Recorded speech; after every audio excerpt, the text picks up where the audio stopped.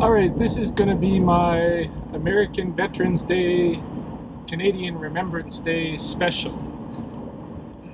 Actually, I received an inquiry yesterday from someone who is preparing to commission into one of the branches of the U.S. Armed Forces. And he had seen some of my videos in the past where I mentioned my military experience, and he wanted to know more about that because he was asking what about that experience was disillusioning for me. Did it have anything to do with my decision to move to Canada? Do I see Canada as a better country than the U.S.? In what aspect of that experience turned me off of guns and firearms? Just basically, what was my experience with the U.S. Army and how come I perceived it so negatively and this kind of thing. So I thought I'd go into that, and I thought this is a really timely occasion to do that because we are going tomorrow into the holiday celebrating veterans. So for me, to put it in a real tight nutshell, the reason I was so disillusioned with my military experience, and I'm going to go in more depth about it, but just to give you the summation of the whole thing, was because I was deceived not only by recruiters, not only by media, but by the entire American culture into believing in an identity that was a false identity. It was my military experience that showed me that I was actually basically like a stormtrooper of the empire. I was not someone bringing freedom around the world, but I was a member of the colonial force, or the colonizing force, moving into various areas of the world where there was resources that we wanted to bully our way into access for. But let me back up, and I'm just going to lay the whole story out. I was born and raised in the United States, and like many kids growing up in the United States, we did the whole pledge allegiance to the flag every day, and we were inundated with a nationalistic discourse, and we were shielded from any other kind of perception that might be coming from the outside. Like, I don't know if today, I would imagine with the internet and all of this, things might be a little bit different for younger people in the U.S. I don't know. But when I was growing up, you really didn't have any idea about what people from other countries thought about you. In fact, you didn't care what they thought about you. You had like very little international perspective at all.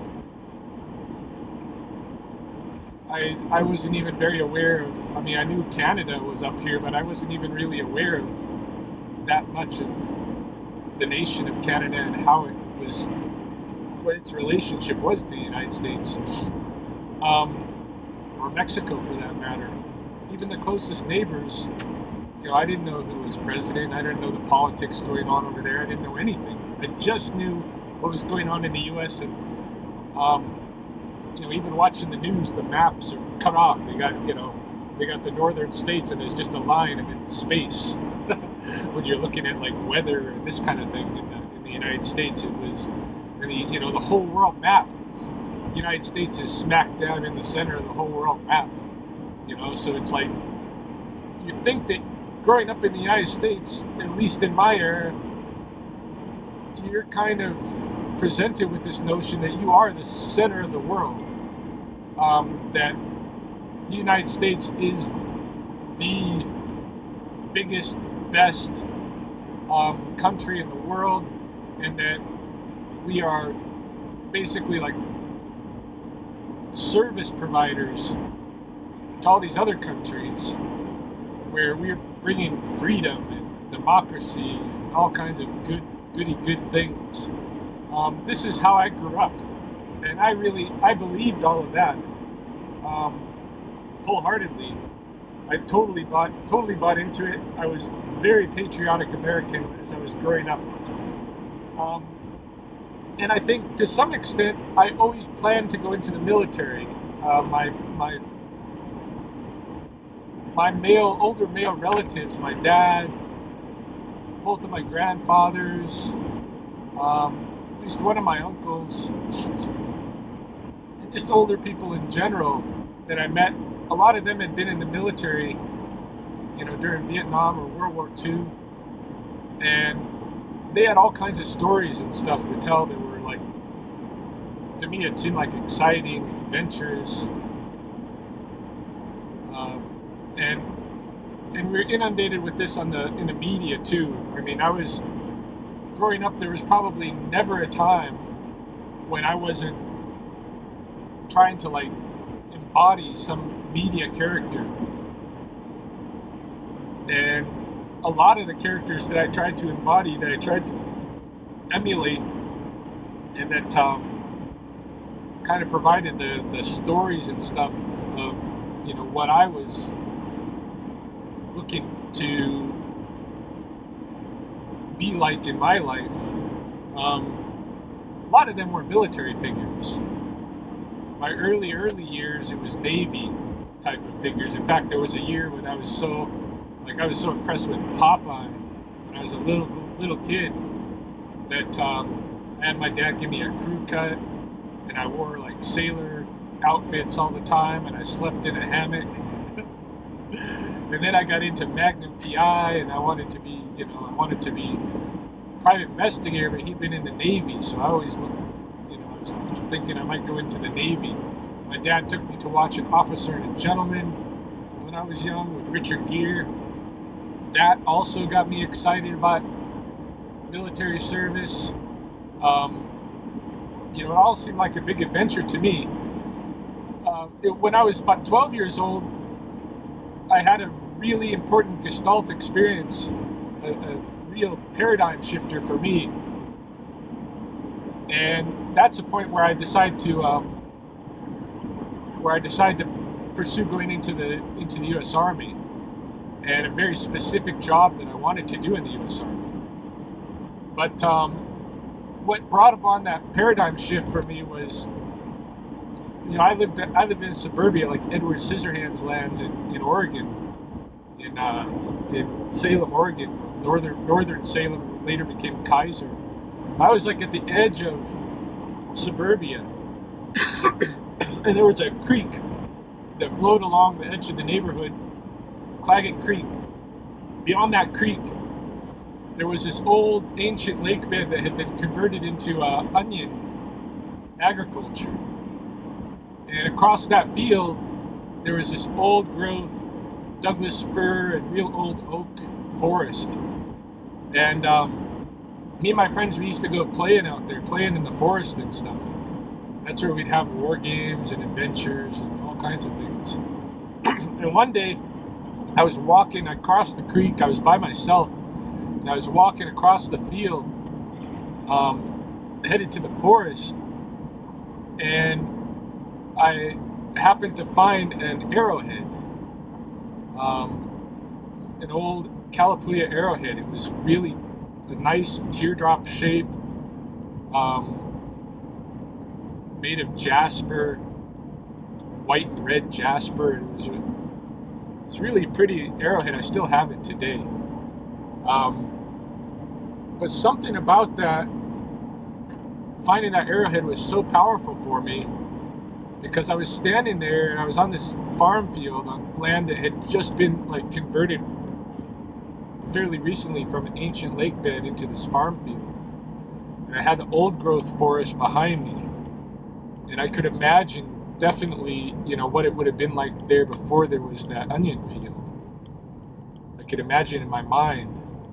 And then I look over and I was looking at Edward Scissorhands' land, and I almost, almost saw through the matrix at that point. I think, it was like, well, I did. It was something that shifted me. It shifted my sense of place, and it shifted my sense of identity.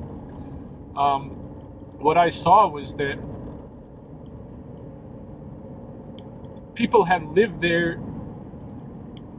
Kalapuya people had lived there in that place, in tune with nature, not against it, so recently that their things were still lying on the ground.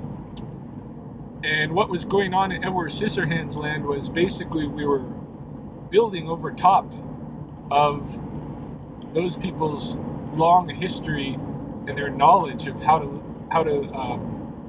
live in that place. And at that point, I knew that some of what I had been taught about who I was and what we were doing was a lie. And I brought my friends out on the field. After that, I started going out there looking for arrowheads, looking for artifacts and such on the onion field. And I was finding stuff. I brought friends out there, and I tried to help them have the kind of Gestalt experience that I had, because it doesn't do justice to it when I'm just like explaining it like I just did. You don't really get the dynamic sense of that shift. Like, I was thrown off of who I thought I was, at a very fundamental level. And so I started scrambling for something to get an identity that would relate to that experience. And what I chose, because it was military, and I was, very impressed with the military, and because this is what was being portrayed in the media at the time, I decided that I wanted to go into special forces to be a Green Beret in the U.S. Army. And the reason that I decided that was what was for me was because their motto is to free the oppressed. And what was portrayed to me by the recruiters and by the media and all of this was that what Green Berets do, what their job is they get sent into places where indigenous people are being oppressed by either colonizing forces or by some dictatorial regimes that had sprouted up in their countries or what have you. And the special forces go into those situations and they train the indigenous people and equip them to overthrow those dictatorial governments or to overthrow those colonizing forces. They basically help those people to be able to persist in their way of life by equipping them and training them to fight and be successful at fighting off the evils of the world. And I bought this story hook, line, and sinker. And from that, from age 12, that's what I wanted to be. And I started training myself, preparing myself to be that. I began training martial arts, and I would train martial arts steadily from that point until I was 18 and left for the Army. I began training myself in outdoor, survival type skills. In fact, by the time I was 17, I was teaching survival for the Oregon Museum of Science and Industry out in the Eastern Oregon Desert. I started running and trying to get, physically fit in various ways in preparation for the demands that I knew, the physical demands that I knew would be there. I taught myself how to rappel, how to climb. I taught myself how to shoot. We did archery, and we did guns. I had a 22. Some of my friends had other kinds of weapons. We had BB guns. I was at 16. I was working in a pizza parlor, and I was buying a Chinese SKS assault rifle. I never did finish making the payments to the guy, so I never did actually get the rifle. But I was buying an assault rifle at 16 years old. I learned how to make bombs and booby traps, and all these kind of things that I thought, all these kind of like skills that I thought I'm going to need as a basis for being successful in the special forces. And I studied everything that I could get my hands on about special forces, and about the military. I was visiting the recruiter from the time I was 12 right to when I left for the military. When I was 17 years old, finally the doors were open to me to where I could sign a contract. And my dad, my parents in general, they really didn't want me to go into the military. They tried to dissuade me. They really, really tried. But I was insistent that this is what I was going to do. And so I signed the contract at 17 to leave for the military 4 days after my high school graduation. And I knew there were certain things that you need in order to get into special forces. Number one, you had to have E5 rank, sergeant rank, and have a number of years left on your tour. I think like 3 or 4 years. Basically, whenever anybody goes into the Army, at least at that time that I went in, you sign up for 8 years. And you don't have to do all of those in active service. You can do anywhere from 2 years to 8 years active service. My contract was initially for 3 years of active service. And then I planned to renew as I was, my plan was renew at that 3 years, or at least sign so the rest of my 5 years would be active. At the time I would negotiate to receive my E5 rank, which was part of what I needed, part of the package to get into the Special Forces qualification course. I also needed airborne status. That would be another thing that I would negotiate for in turning my 5 inactive years into active. I also needed a top secret clearance. This is the most difficult part of the package to acquire. And so this is what I aimed to acquire right off the bat. I wanted a job right off the bat that gave me a top secret clearance. And so I signed up for to be a signals intelligence analyst, MOS 98 Charlie. And that would give me the top secret clearance. The other things, the E5, the extra time, and the airborne, you could get pretty easy. But the clearance is a difficult thing. So I went into signals intelligence, basically to be a spy, a signal spy. And 4 days after my high school graduation, my dad went and dropped me off at the recruiters. He told me, I hope you have a miserable time. And that turned out to be a pretty good prediction. I went to boot camp. I expected boot camp to be, to be a place where I got a lot of disrespect and was treated like shit, and there was a lot of physical intensity to it, that kind of thing. Actually wasn't nearly as difficult as I thought it was going to be. And I went there to Fort Dix, New Jersey. That's where I did my boot camp. While I was in boot camp, while I was in basic training, it suddenly, out of nowhere, it seemed, we received word that U.S. is probably going to be going to war. And a lot of us who are training are probably going to be going there. And this was going to be the first war with Iraq, what would eventually become Desert Storm. There was no indication in the public that this was coming prior to my leaving for basic training. But I was only about halfway through when it was all of a sudden, this is definitely probably what's going to happen, is gonna have to hustle you guys through here so you can get your training for your MOS and go to war. And right away I started thinking, geez, I trained my whole life to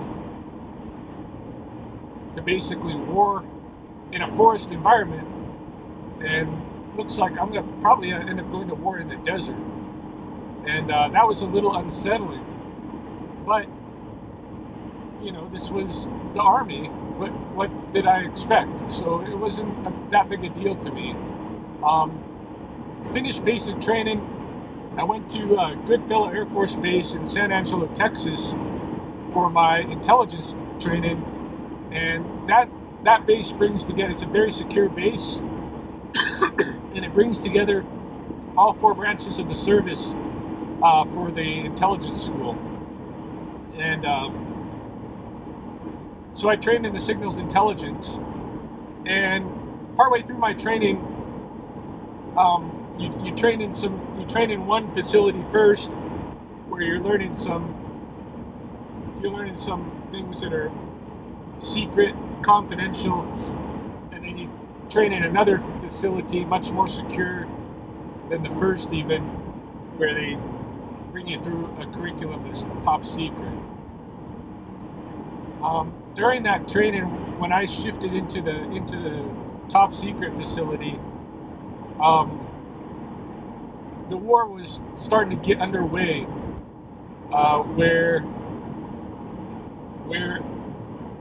the U.S. had gone into Kuwait and were fighting with Iraq. And my instructor in the intelligence school happened to be an Arabic linguist, and had worked, all of his life in intelligence in that area of the world. And he shed a lot of light on the situation, on what was going on there. He was very disgusted with what was happening. He really told us to just watch what's going on, but don't take everything that you see in the media for granted. And he started telling us stories from missions that he served that were top secret in that area, things that had gone on that really revealed to me that the United States is the big bully of the world. We are not the good guys. We go to places where we want resources, and we bully our way toward those resources. And we're not afraid to manipulate the media.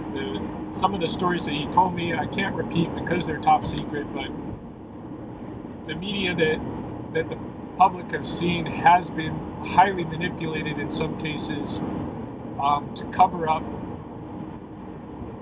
things that the United States has done, where it's exercised its military might to bully people. And this involved people being killed, just to kind of make statements in some cases. It wasn't war at all. It was just straight out murder. And so all of these things I was learning from this instructor about his experience in intelligence and the things that he had seen on these missions, along with the curriculum itself, because in the curriculum itself, we really studied strategies of war and how the United States military strategies still being used at the time, this was about 1990, were based on things that had been learned in the wars in the Americas when the United States Army was murdering Native people here. And these were lessons of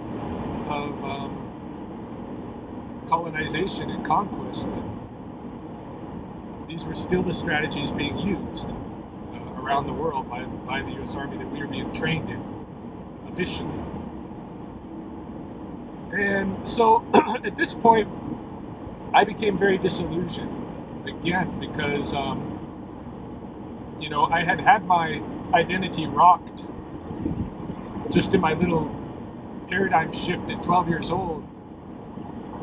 The Green Berets was what I held on to as my little piece of, I can be a good guy in this world as an American. And my instructor in intelligence school, and by the way, I was in intelligence school with several Green Berets, and that experience let me know that my ideas about what the Special Forces do was totally erroneous. The stories that the media told me were totally false. Special Forces were not used to go to places where tribal people were facing oppression and to help equip and train them to overthrow that oppression. What they were used to do was go to places where there were resources that the United States wanted. They would go there and they would train people to and equip them to start big turmoil in that area. I knew guys who had trained the Taliban in Afghanistan in like 1988, and Special Forces guys, and this was just to make things unsettled in Afghanistan even more than they already were, in preparation for later invasion and these kind of things. So the Special Forces were really kind of a stage setter to prep the way for operations that might be a decade down the road, invasions by the United States. And I didn't want any part of this. I realized that now completely my whole idea of what it was to be an American and or the possibility of actually being a good guy and being somebody representing America was blown out of the water. It's impossible. And so I was mad, and I told them I wanted to leave. I told them I didn't want to be part of this anymore. I don't want this. That's not who I thought I was going to be, and I want to go home. And of course they told me no. So I started strategizing to make them kick me out. And I had been getting 100 points, 100% on all of my tests in Intel school, and then I dropped to getting 0 because I knew if you fail, they got to send you home. So I tried really hard to fail, and I was succeeding in failing. So they pulled me out of school, but by then they already knew because I had already announced that I don't want to be there. So they knew that I was just strategizing, that I was just messing with them by getting low scores on my tests. So they made me go and work as an Air Force policeman on the base, guarding the base, basically. And then they counseled me. And while I was working as an Air Force policeman, I was having sessions with them and with my commanding officers. And ultimately, first they just tried to talk me back into that game. When it didn't work, then they used coercion, and they said, "Okay, look, we're not going to send you home. We know you're full of shit. You can pass all these tests and do your job. If you don't want to do that job, what we're going to do is we're going to issue you a lawnmower, and you're going to be mowing lawns on this base for the next 3 years until your active duty term is up." And so faced with that, I said, "All right, put me back in school, fine." So I went back into school, got my 100%, finished school, and as a kind of a punishment, I believe, they sent me to Fort Polk, Louisiana.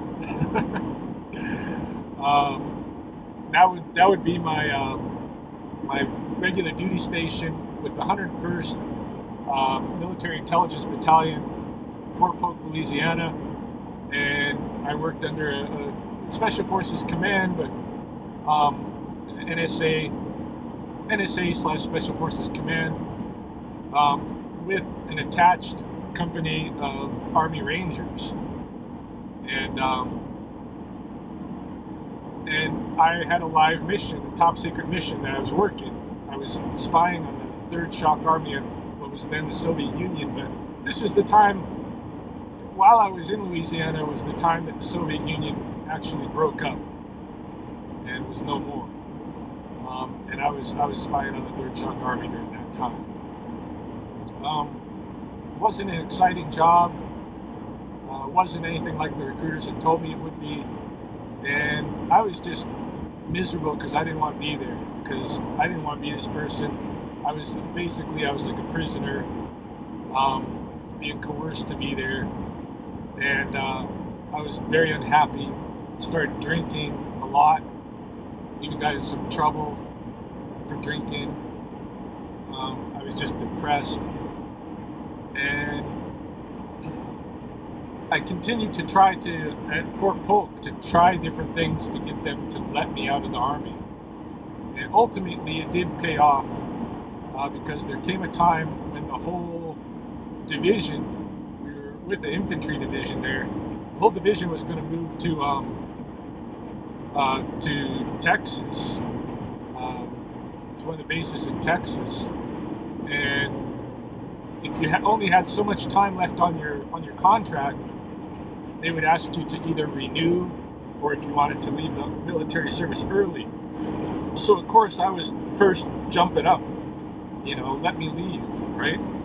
And so they let me leave, but I did not get an honorable discharge. I got a general discharge. My discharge says I was released for the benefit of the Army.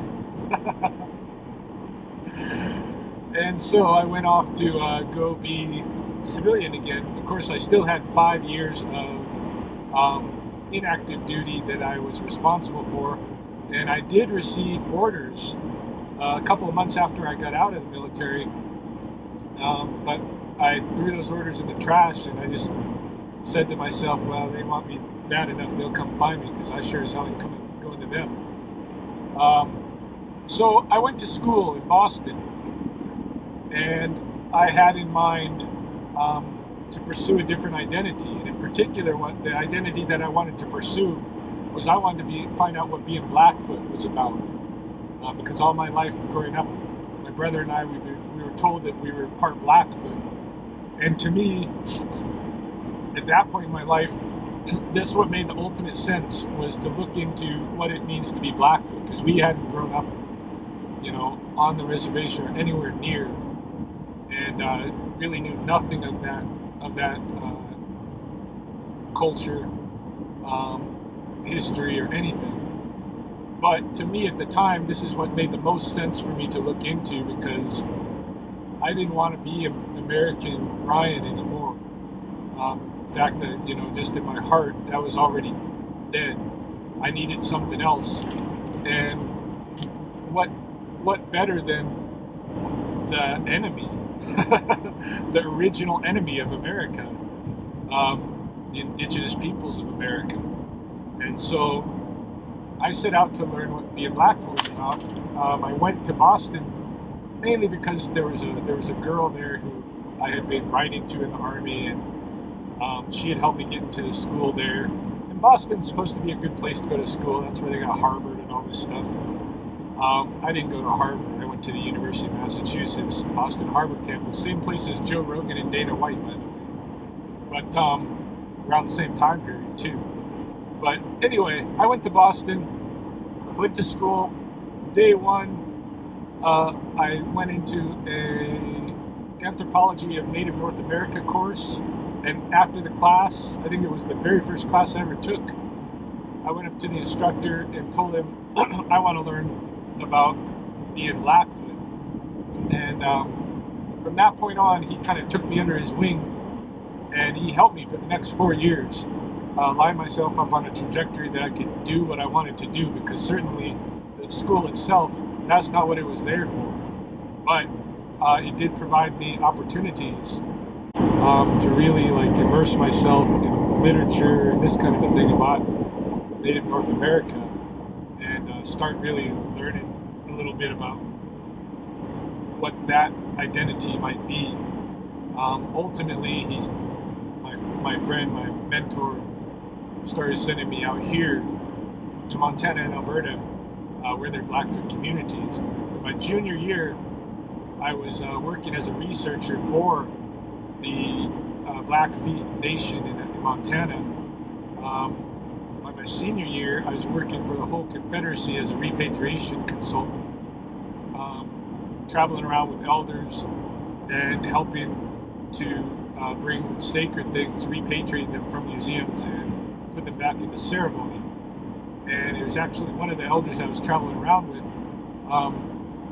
his daughter, who I ended up becoming my wife, Mahoney. So I certainly didn't come to Canada because I thought it was any better than the United States. Canada is where my wife is from.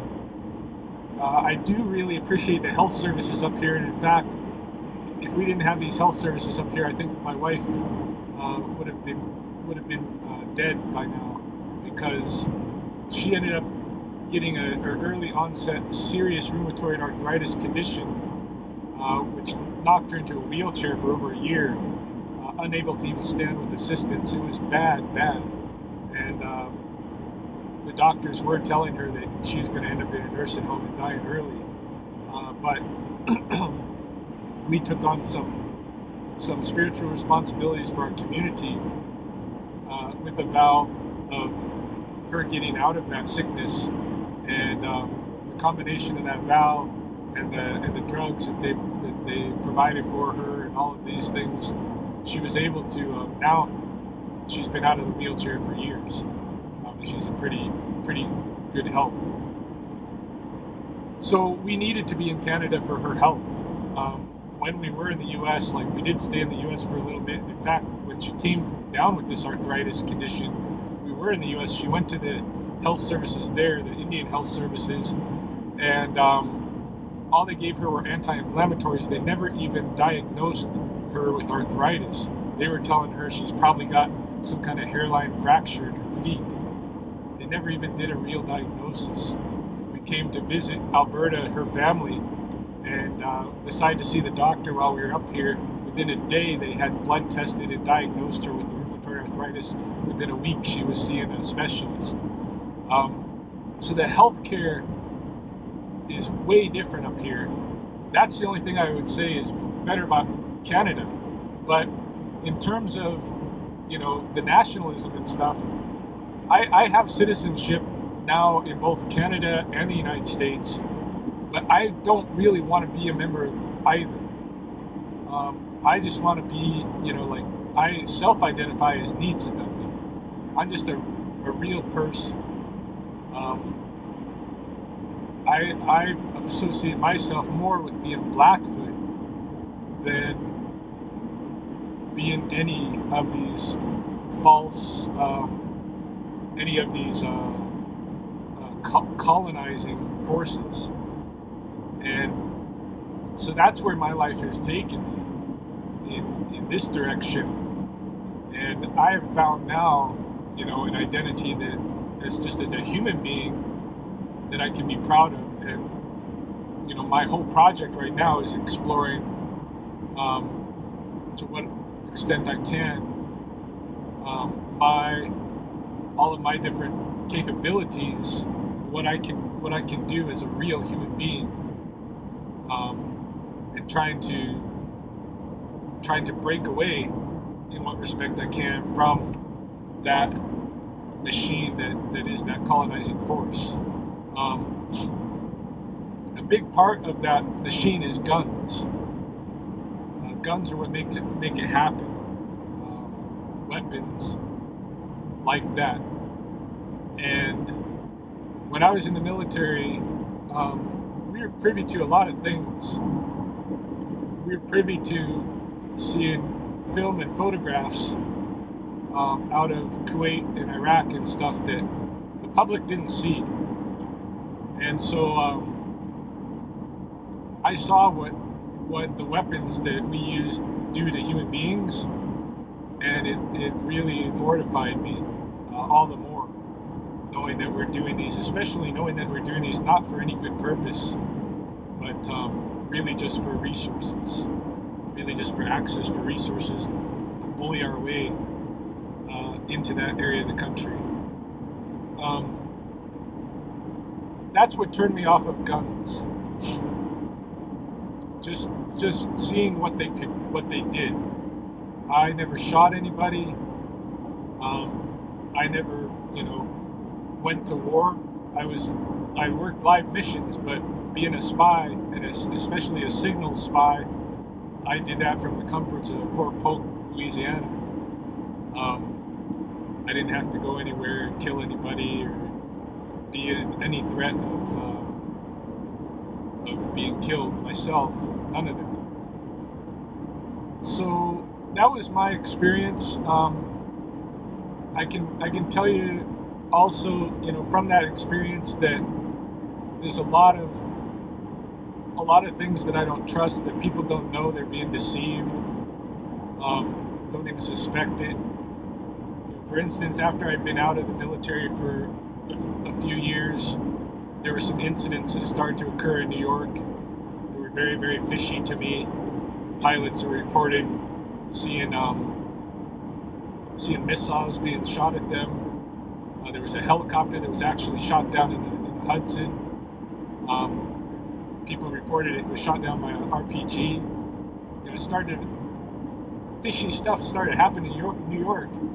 And I myself do not believe at all the official story of the what happened at the trade centers and all of that. Obviously planes ran into them, but there were also explosive devices set up in those buildings. In my opinion, and I've talked to people who were there in the building, and it's just too fishy to me. Like, from what I know from intelligence, from my time in intelligence, I don't believe the official story of what happened there at all. And that was used as a predicator to go to war with someone that had nothing to do with it. So, these kind of things, just, in my opinion, the United States military is nothing but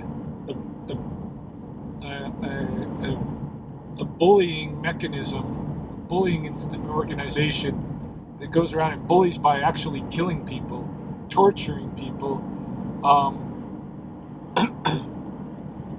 who coerces people to do things by threat of death. And they're the ugliest colonial force in the world right now, and they have been for a while. So I don't think anybody going into the military, I mean, most of the people that go into the military, I think their hearts are always in the right place. So, tomorrow's Veterans Day, Remembrance Day, all those people that went in, for the most part, the majority of them, they are really like heroes. They go in to be heroes. They don't go in because it's just a job. You could go anywhere for a job, but you go into the military because you want to do something heroic. And unfortunately, you end up doing the exact opposite. You end up being the bad guy on the global scale. And that's why I was so disillusioned with it. If it wasn't for the military, there would be no America. We all know this. So, I don't even feel at all zero proud of having American citizenship. I feel the exact same way about Canada. It's no different. Even though Canada claims to be the peacemakers of the world, that's a lie. They're out there as part of the coercion force of the empire. So anyway, that is my perspectives, my experience, why I have a beef with the U.S. Army, and the trajectory of my life has been, very, very shaped by that experience. I would not be who I was if it wasn't for that disillusionment. So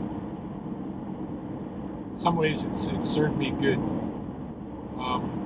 Doesn't mean I have to